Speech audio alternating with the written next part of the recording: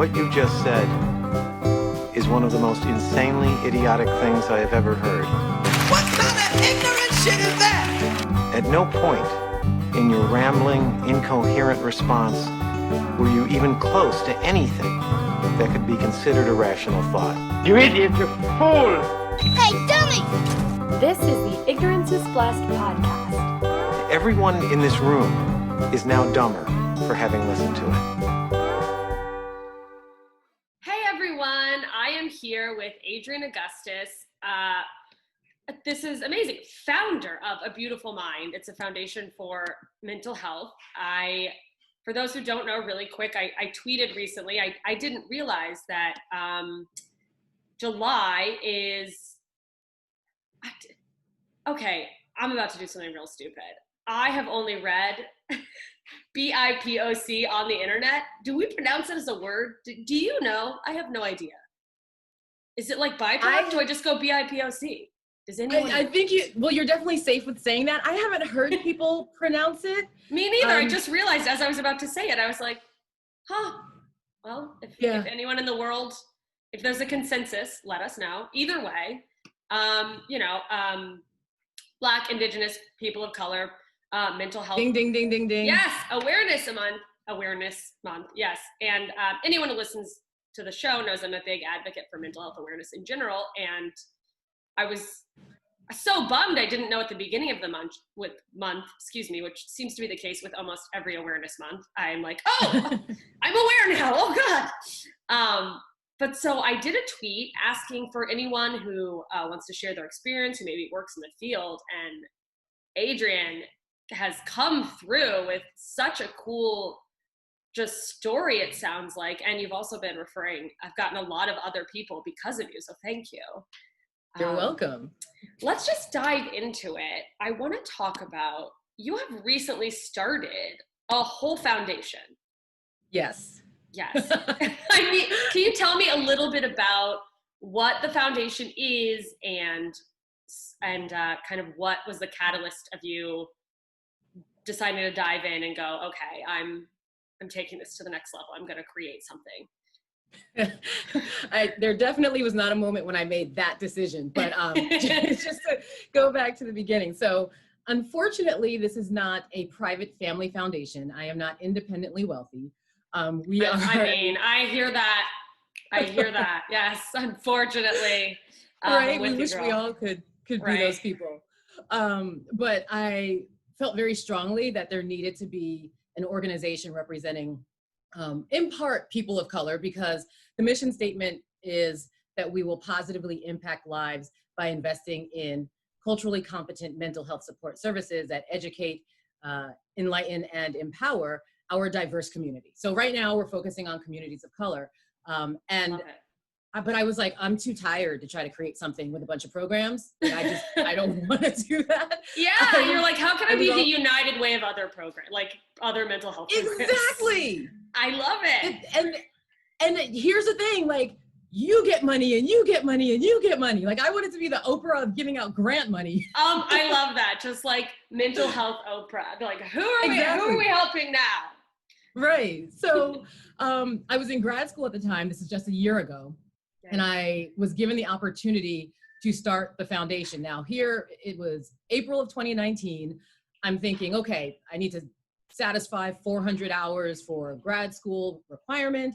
I'll get the paperwork rolling, but I'm not really going to start this thing until after I graduate. Like, who has time for that? I still have homework. Yeah. And so I started the paperwork, and then the federal government returned my 501c3 application in 3 weeks. I was approved in 3 weeks. Everything I read said 2 to 3 months. So I'm thinking, I'm not going to hear from them until October. I am truly shocked. I was shocked too. I thought it was a joke. I read the letter several times. I thought there would be like, a little notification that it was an advertisement in the corner. So when that happened, that was the end of July. And I just thought, okay, so like, this is real. Oh my God. And I need to do something about that. And so I already had 2 board members, and I knew that if I didn't stay engaged. If I didn't keep them engaged and bring on more people, then this whole thing would just sort of fizzle very quickly. Gotta like keep the ball rolling. All of the short attention spans, we need to, here. Absolutely. So here, this is gonna really mess you up. So the first week of October is Mental Illness Awareness Week. So write that one down. I knew that one. I need to save it on my calendar though. I will. I'm gonna put that in my calendar.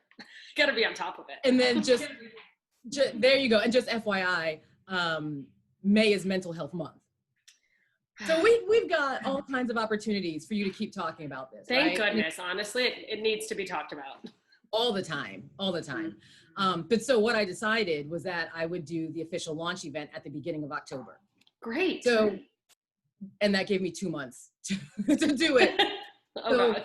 While I was still filling out paperwork to make sure that I would not be breaking the law in any state, I was putting together an invitation list for the event.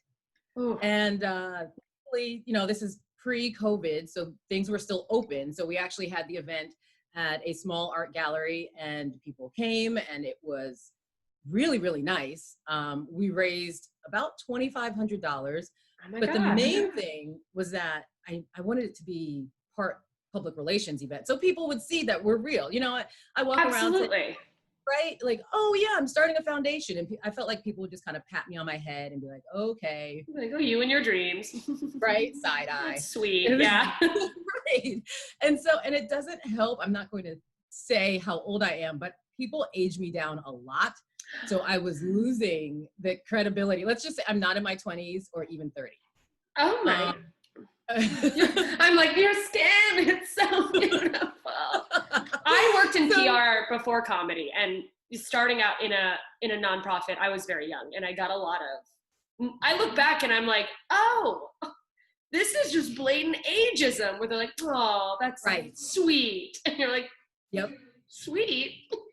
Exactly. And so once I did that event, I knew people would see that this was for real. And I had donations coming in from all over the place. I mean, high school friends I hadn't seen. All right, now I'm going to tell on myself. High school friends I hadn't seen since the late 90s. And so we raised $10,000 in the first 2 months, just individual donations. Wow. Yeah, so like I said, there wasn't really this decision where I said, hardcore, like, let's really ramp this up. It was more of, oh crap, this is really happening, and I just need to keep rolling with the punches. And I have that personality where I will work really hard, and I also truly believe in, I call it God/the universe. I feel like this entire thing has been driven by God/the universe. Like I look back and think, how did I do that part of it? It doesn't, like, I wasn't spending many hours sleeping, but I did it.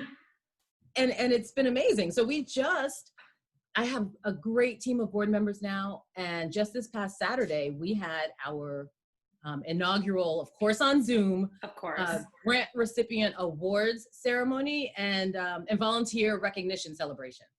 That's so exciting. Oh, it was so much fun. And I ended it with a dance party, but amazing. Yeah, I love like a good Zoom DJ situation. That's what it was. And so you get all the little boxes with everybody's heads, and we're all just bouncing around. Like, yes. It was really fun. But during the event, we had some of the grant recipients speak, and we were able to give 20 awards to groups in 10 different states and the District of Columbia. In total, we gave away $22,315. That's incredible.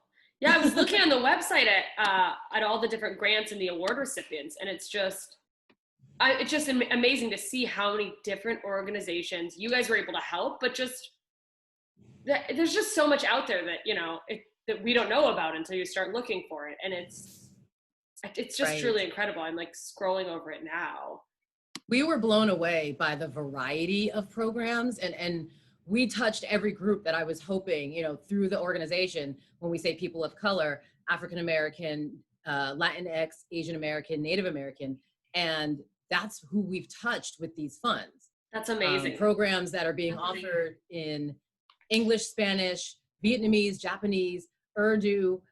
I mean, it just, yeah, super cool. That's incredible. Yeah, because it's like you start something like this and you obviously hope it's going to reach the people you want it to reach. And then I can only imagine starting to get in the grant applications and going, oh my gosh, like people are hearing about this.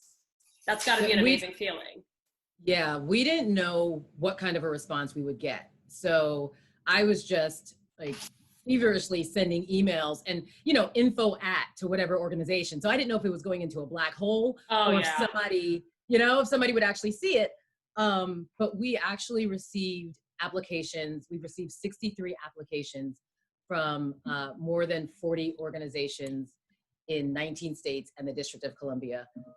We were asked for $70,000. Wow. Yeah, so a lot of those requests didn't pass the muster for meeting the organization's mission statement, and the Grants Management Committee scored all of the applicants, and we ultimately whittled it down to the 20.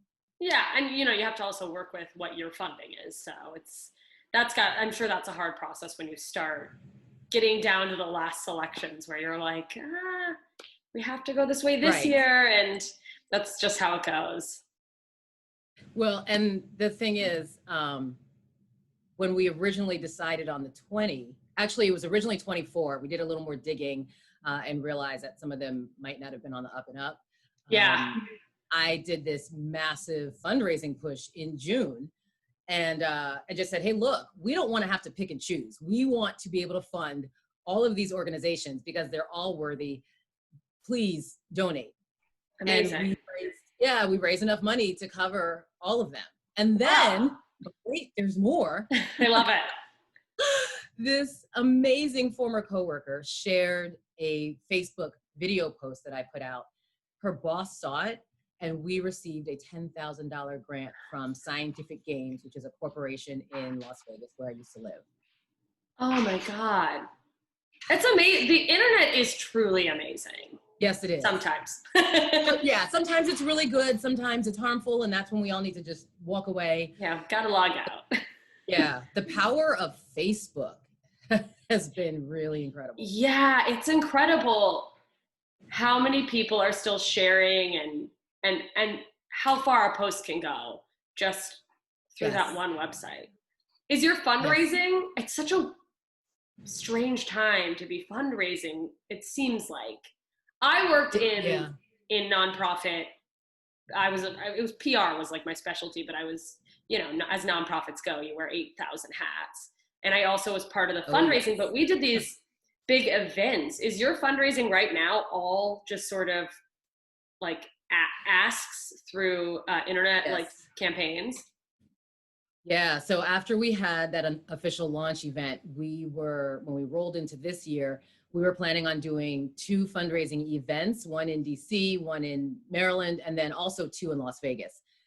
And then COVID happened and everything came to a screeching halt. And so we had to just do all of our fundraising online. And so that's when we just started really, the board put out fundraisers on their personal Facebook pages. One of our board members got us listed in a newsletter, which was amazing because I woke up one morning and I'm checking my email and donation, just this string. And usually I can tell where donations are coming from because of who might have recently announced what. Like if a board member in Las Vegas said something, then all of a sudden I get a bunch of donations with Las Vegas addresses. But these donations on this one day were coming in from all over the place. And what we ultimately realized is that she got us listed in this newsletter, and people who had never heard of us before just started sending donations. And I love that. I think we got $2,200 in less than 24 hours from that. Board members, what a blessing when they've got that reach and they've got the, I love it. I love it so much. Oh, believe me, I love it too. But I have to speak to, the support has come from all over the place. For instance, I have a friend who lives in Los Angeles. She's an actress, producer, and a writer. And she let me do her IG takeover. She let me take over her Instagram page on Juneteenth. Her name is Kimmy Gatewood. Everyone go follow her. Yeah, please, at Kimmy Gatewood, please. She's awesome. She's in the Netflix series. Oh my goodness, how am I blanking on this? Glow. If you're I have a couple of friends in there. Yeah. Okay, yeah. So she's in that, and she let me take over her Instagram page, and we raised $1,400, almost $1,500 that day. That's incredible. Yeah. Yeah. It's been amazing. Yeah. So I feel like social media has, for all the stress and not great things, I'm sure it brings a lot of people. It's really changed the game on being able to fundraise and get just awareness out about various organizations that need help, and we need to spread. For sure. Well, look at how we connected, right? I you know. Posted something amazing. Yeah. A friend of mine texted me your post, and then I said, all right, let me check this chick out. Right? Because it's one of those things where, and like this podcast does well, and I'm doing relatively well with like comedy and stuff, but I don't know if it's imposter syndrome or it's just like the internet is this vast hole where when I send something like that, I'm like, is anyone even gonna see this? Like, oh my gosh. I loved it. And your listeners can go and scroll through your feed and see the various things that you posted, but what you posted was very relevant, related to a celebrity right now who unfortunately needs some serious help. Oh, and yeah. What you wrote was very kind and accurate. And I just thought, wow, this is awesome. And then you followed up with, hey, people of color, can anybody come chat with me? And yeah, because it's I can speak in generalities about my own observations or what, like, but at the end of the day, I'm just one lady going, no, this seems like a manic episode. Does anyone else agree? Or, right. And it's, right. And I'm like, well, let's, dive in. Let's see, what's going on in the community. Where's the conversation at with that? Because, I have friends of, all different races, and some of them have expressed, and even some of the emails coming in of people wanting to come on the show, that a lot of this stuff gets swept under the rug. I mean, I think in general, we're still not where we need to be with any community, but, right. From what I'm hearing is that it's even less talked about in different groups. And it's like, let's get the word out. Let's have those conversations, because it's 100%. Yeah. It's so taboo, I think, for some people, that just like the idea. It is. Well, and that's, sorry, go ahead. That's why we're focusing on communities of color right now, because there are distinct cultural differences in how certain groups address mental health. So, for instance, a lot of the time, and particularly with the older generations of African Americans, people would be told to go to church and pray about it instead of actually addressing head on what the real issue is. Oh my gosh, yes. I have a friend her name's Angelina Spicer, and she's a Black woman, and she had postpartum, and now she's on this whole campaign, like trying to get legislation, and she did a whole special about it. But yeah, I helped her with, putting her special together, and just talking about how her grandma's just like, it's just the baby blues. And she's like, right. And African American women are a huge segment of the population that don't get that support when they're dealing with postpartum depression, partially because people don't understand it. They don't know about it. They have trouble accepting that it is an actual diagnosed mental illness situation. Yeah, I think that's a hard thing with mental illness too, is that, either the stigmas you have or you've been fed, or just whatever your upbringing is, it can sometimes, you can look at something and not realize that's what's going on, and think of it as like a character defect, or just like, I just need to be tougher. And it's like, that's right. No, it's you're being very tough, and this is hard. And it is, because you can't be tough forever, right? Yeah. And here's something I learned this, and it blew me away with the Asian American community. It's not just that there's a stigma attached to it for the person, but you bring shame to the entire family if you are diagnosed with a mental illness. That is heartbreaking. Yeah, who's going to step up and say, hey, I need help in that sort of a cultural situation? Yeah, where your family's going to be like, no, you don't need help, and don't tell anyone you need help. Right. Heartbreaking. It's definitely, Yeah, and it stops people from getting the help that they need. And then when they do actually get to a doctor or a therapist, unfortunately, most of the time, that person doesn't look like them. And in the Latinx community, that person might not even speak Spanish as a primary language. Yes. And so there's literally things are lost in translation when people are describing things in Spanish and it's being interpreted differently in English. Absolutely. And you on the website for the foundation, A Beautiful Mind, the website is abeautifulmindfoundation.org. Yes. So everyone can check it out. And I'll have links to all of this in the show notes. But you talk about cultural competence in regards to mental health care.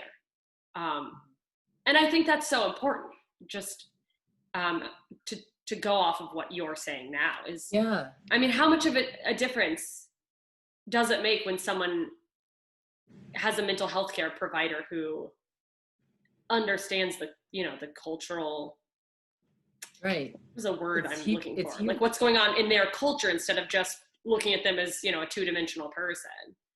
Yeah, so it's huge because you have the diagnoses, which follow certain types of behaviors, but then you still have the entire person. And that's something I'd like to try to, teachable moment in explaining to people that you don't say someone is bipolar or someone is schizophrenic. They live with bipolar disorder. They live with schizophrenia. I live with bipolar disorder. It is something that I have. It is not who I am. Yes. And so it's so important. Yes, because that helps destigmatize the mental illness, the concept of mental illness. Yeah. But speaking personally, when I walk into a doctor's office and I'm looking at a white man, and for your listeners, if they haven't figured out yet, I'm African American. Yeah, if anyone's not looking on YouTube, because but so if I walk in and I'm looking at a white man, well, he's never going to understand exactly what it means to be a Black American woman. No. I had a lovely white female practitioner closer to my age, but I had to explain to her, we spent 30 minutes out of my 45 talking about how Black women are treated differently in this country compared to women of other races. And she just was blown away by what I was telling her. Yeah. So it's just like, and if that's not someone's experience, as empathetic as they're trying to be, yeah, you really do have to you have to break stuff down for them, hope that they can wrap their mind around it, because it's so hard for people to see things out of their own situation. It's that sort of, well, I'm not racist, so racism's not around. And you're like, that's not, what? What are you even saying? No. But people just, or if they just never observed it personally, they're so shocked that, oh, well, I wouldn't do that. It's so shocking to me. And then there's that whole gray area of, it's like, oh, and now do I have to worry that I've upset you with what's happened to me? Right. Yeah. It's a sticky area. And I think a lot of people, it's obvious now in the last 2 months, people are recognizing that particularly for Black Americans, there are external forces that have been happening for generations that are still impacting us. And just, I realized that the trauma for me in knowing about what happened with George Floyd is that when I was 10 years old, a young Black teenager was shot in my community, shot in the back by a police officer. And so every time I hear about instances where Black people are unjustifiably killed, and unjustifiably is a weird way to say that because nobody should be justifiably killed. Yeah. But somebody who's unarmed, it's opening that trauma up again. Absolutely. That it's like, it's not just you experiencing this individual story. It's now like triggering your own real life experience. Exactly. And it's not how someone who's not Black would react. Everybody can say, oh, that's terrible. This is not right. It's unjust. But to feel it, I realize this has been in my bones for years. And it absolutely impacts how I see what's going on. So I need that practitioner who can at least recognize that this is an external factor that plays into whether I feel depressed or in my rare cases of being manic. Yeah. I guess let's talk about that a little, if you're comfortable. Well, before that, I was thinking this the other day, and you may not know, and it may be a Google search away because I'm now remembering a thought that I didn't follow up with a Google search. I've been digging deeper into mental health, and really even to the point of thinking of ways that maybe I can transition what I do or my work to gear it more specifically towards either awareness or how to help with the skills I have, or if I decide to continue education. But I was, in the words of one of my good friends, being crazy, but which is a whole thing. But I was like, maybe I'll go to grad school. It was definitely a very quarantine triggered identity crisis type thing. But I was just looking at the price of online master's programs and was like, oh, and this I'll is be online. dead before my loans. Yeah, my program was online. I graduated from UNC Chapel Hill. Go Target. The foundation exists because they gave me the opportunity to start the foundation while I was still a student. But yeah, higher education is expensive. Yeah, and well, then I started thinking, because I'm obviously reading the news, I'm taking everything in, I'm talking with all my friends, and thinking about this gap in mental health care for people of color. And I was like, is there I wonder if there is, or it's in the process of becoming a thing, some type of organization. I guess it would just be a scholarship, but scholarships geared toward getting people of color into mental health care education programs. That is absolutely something that I'm hoping we'll be able to do as we pull in hundreds of thousands of dollars. Yes, universe, God. Because it's exactly. Whatever you are, exactly. Listen. Yeah, because that is part of the problem, that there aren't enough practitioners for people of color to go to who look like them. So yeah, which I imagine is, it's what a difference it makes to walk in a room and go, oh, you get it. Just like a little bit, just feel that. Because that's a real thing, a connection with someone who looks like you, who comes from a similar background. They're like, oh, you're going to get it. I don't have to take up more of the frustration I get in a therapy session where I realize I have to like deeply explain something, where I'm like, oh man, this is gonna take up all my money for the session, but I gotta do it or there's no progress to be made. That's incredible. So you mentioned that you live with bipolar disorder. Yes. Is that what led you to pursue this field, like your own journey? Mine and a lot of other people's journeys. When I was in my early 20s, I lost a childhood friend to in a police shooting because he was experiencing a mental health crisis. Oh gosh. It wasn't fully recognized at the time. He was a lovely, lovely person, and he was having a bad moment. And unfortunately, it wasn't identified soon enough.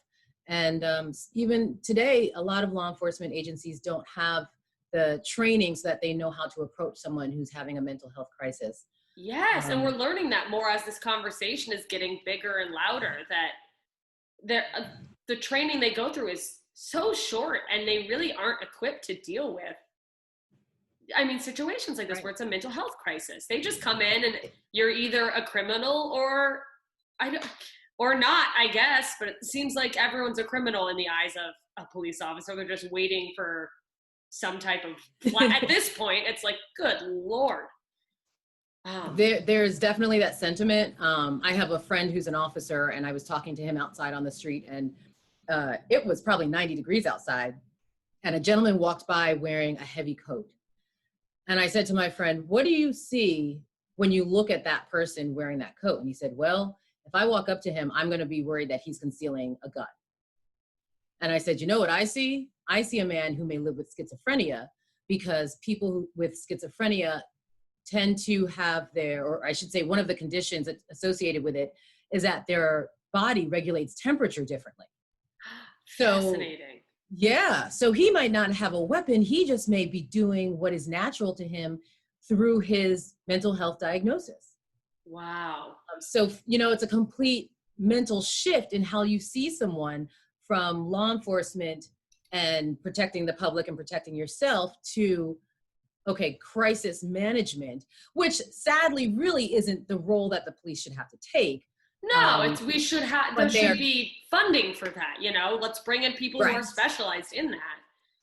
Exactly. Like, could we get one person on staff instead of the tanks? I think trade one tank and we could fund, we could hire one social worker, something.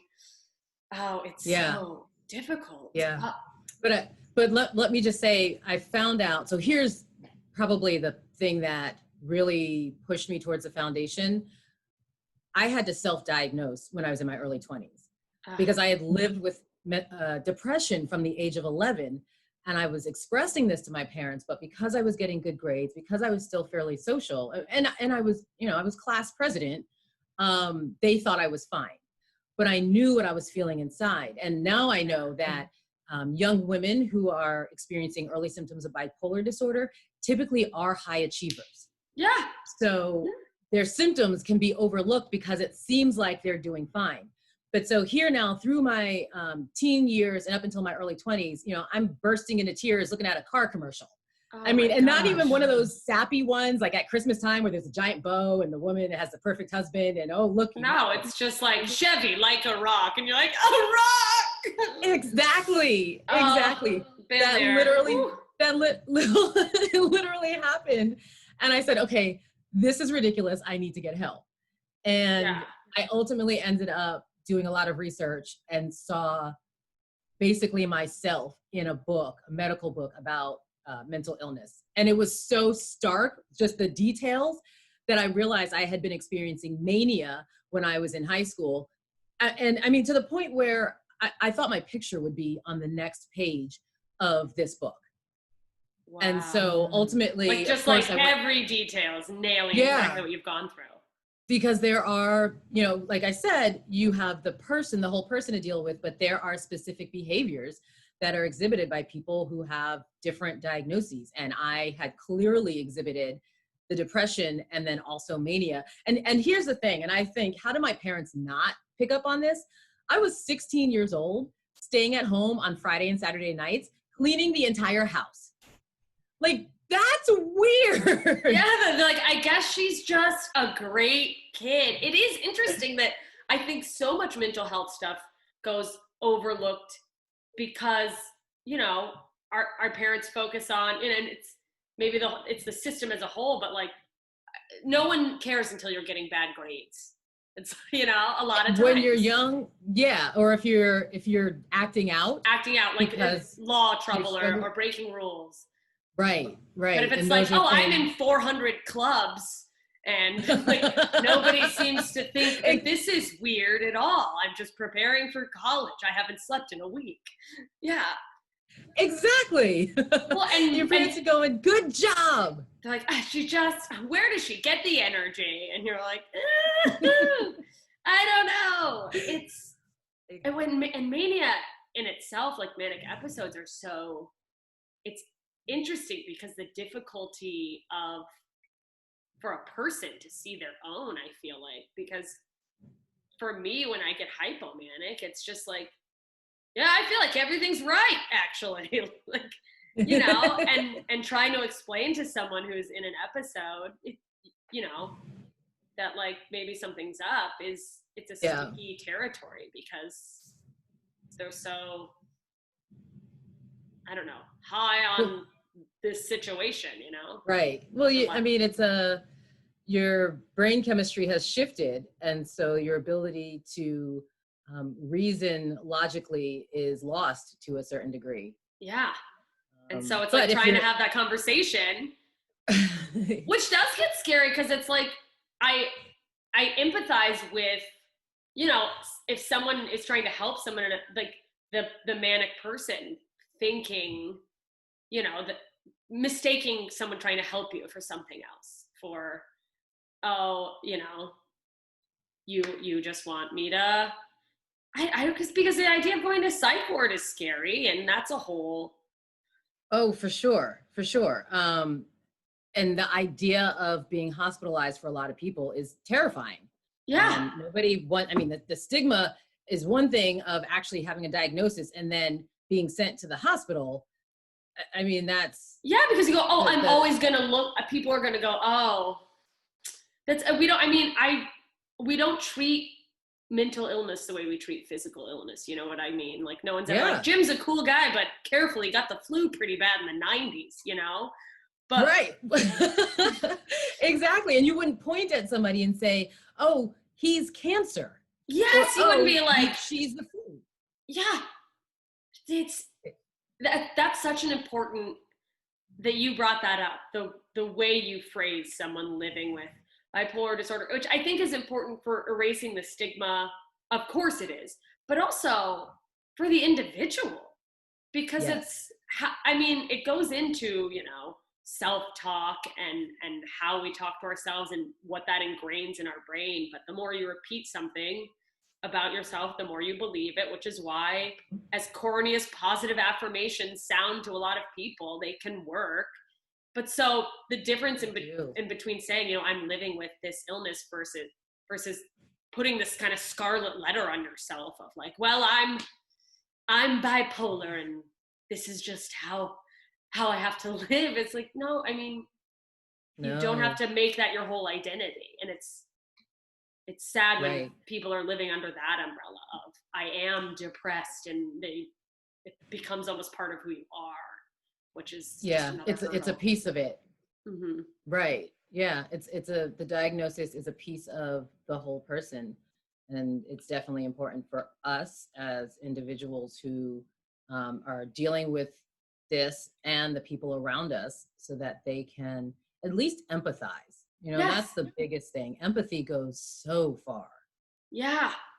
Which, and that's a conversation a lot of people don't have. It's definitely empathy. I understand that empathy can be a lot harder when you are extremely close to a person who's dealing with that. Not empathy is not hard, but because sometimes these illnesses manifest in maybe people saying ugly things or treating you in a way that you're not used to. That's like it's not always the thing. It's not always the instinct, I think, of like you want to do. Sometimes people want to be like, oh, well, fuck you then. Sorry. One was going to come out eventually.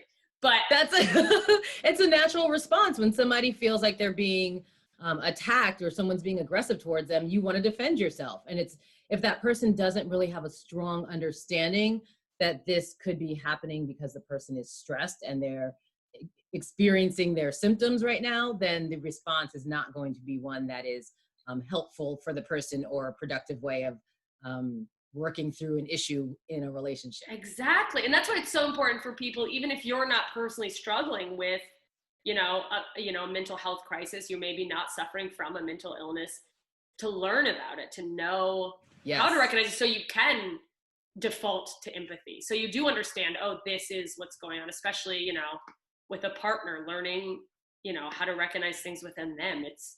It's important for all of us. And I think a lot of people, still take the approach of like, well, I'm fine. So you're like, all right. That's why the extra education is so necessary. It is. And so I always promote the National Alliance on Mental Illness because they have free education programs and support groups. And they have affiliates all over the country. And a lot of the programming is live online now. It is a resource for people. Yeah, it's a resource for people who live with mental illness and for their loved ones. I always say that NAMI is for short. NAMI saved my life. And it also allowed my parents to have a better understanding of what mental illness is. Because and I was starting to talk about my journey in my 20s, where I self-diagnosed, but then of course followed up with a doctor's appointment. Yes. He looked at me and said, "Why are you here?" And I told her, and then she said, "You're right." And I freaked out and was like, what? We just met. No, you should get to know me better first. Because you're like, no, before we. Right. Like, I don't want to be right. What do you mean I'm right? No. And honestly, I think I was manic when I went in there because I talked for like 15 minutes straight. and yeah, you have bipolar disorder. Well, that doctor was amazing. She let me, and honestly, probably the best doctor I'd ever had because she listened and she understood my fear. And she said, I definitely want to see you again. Please come back. Well, 3 months later, my paternal grandmother died. And it was then that I found out she had bipolar disorder. Oh my gosh. So, yeah. And that's hereditary. So my family knowing this, my dad was her caretaker. But unfortunately, there were people in the family who told my grandmother she just needed a change of scenery and she just needed to go to church. She didn't need medication. But my grandmother was, unfortunately, the stereotypical person with a mental illness that folks expect to see because she ran down the street naked twice. Oh my gosh. And it was just like, you just need Jesus. Right. And people, of course, with all the stigmas, everyone's like, well, let's just not bring that up ever. Exactly. So you had no idea. Yeah. No. Even though I'm telling my parents I'm depressed, they hadn't, because of the family dynamic, because of the African-American culture, people weren't digging in to figure out why is grandma acting like this? Why? And my father did make sure that she got the medication she needed. That she saw doctors.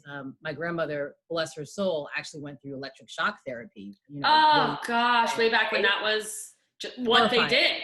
Oh, right. But my dad never took the time to research what the illness was. My grandmother's siblings, to have that better understanding, and then to say, oh, this is genetic. Wait a minute, let me keep an eye on my daughter. Yeah, to look for so that you could know the signs, and if you're, if someone else is exhibiting it in the family. Yeah. Which now that I know more, I look around and I'm like, that person probably should go see a doctor.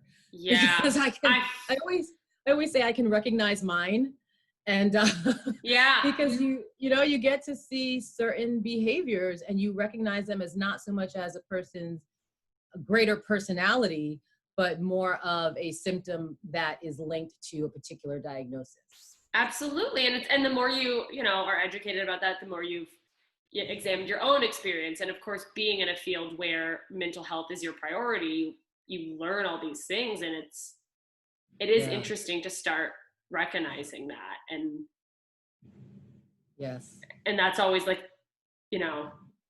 what's the next step from there? Like seeing it out. It's tough. Yeah. And the thing is that like, it's a hard conversation to have with someone. And I think that we all need to be getting more used to having these tough conversations. I think as a general society, there's been a lot of, be polite, don't bring it up. There's a lot, and people are dying because of that. When you don't talk about it, that's when people end up committing suicide because they're not getting the help that they need. Yeah. And it's just unnecessary. It's a conversation that needs to be broached more than not.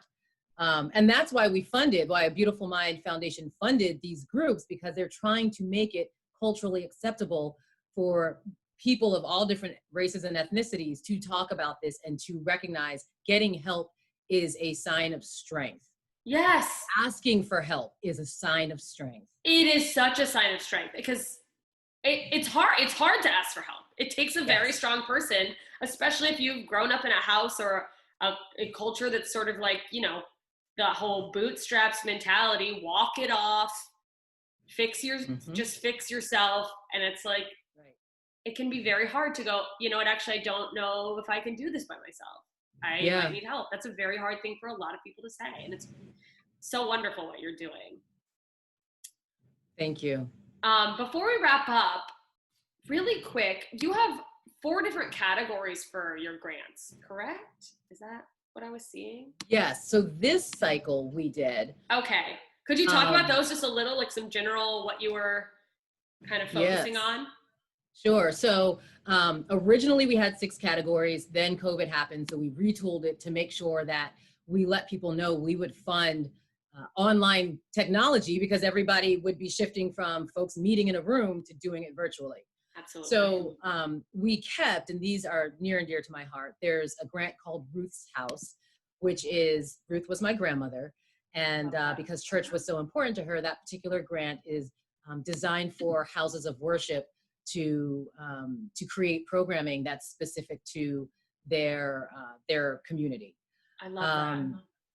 Friends of Jelani is another one. And Jelani Manigault is my friend who unfortunately died when he encountered the police during a mental health crisis. Heartbreaking. What a great way to like keep his legacy. That's beautiful. Yeah, I definitely was carrying him and my grandmother with me when I was outlining the way this organization would work. And Jelani's mother presented the 3 grant recipients at our celebration last Saturday. So that's so lovely. I had her engaged, and she was very thankful that we're recognizing Jelani in that way. And so those 2 grants will go on indefinitely. The other 2 grants we created to address the impact that coronavirus is having on folks. And so one is Healthy Mind, Healthy Body, and the other one is Educate, Enlighten, and Empower, which are the words that come from our mission statement. And both of them are basically designed to encourage support groups for frontline workers, and also we speak specifically to the availability of funds for mental health practitioners who want to create cultural competency education programs so that they can be better versed. Right. And so, there's not going to be a population immediately of people of color who are mental health practitioners, but the ones who are providing support for their clients of color, they can have the opportunity to learn more and better support them. That's wonderful. That's amazing. And everyone can donate right on the website, right? Yes. A beautifulmindfoundation.org. There's a big donate button right in the corner. You guys go. Please donate. And I'll have a link to that in the show notes too, if you're listening.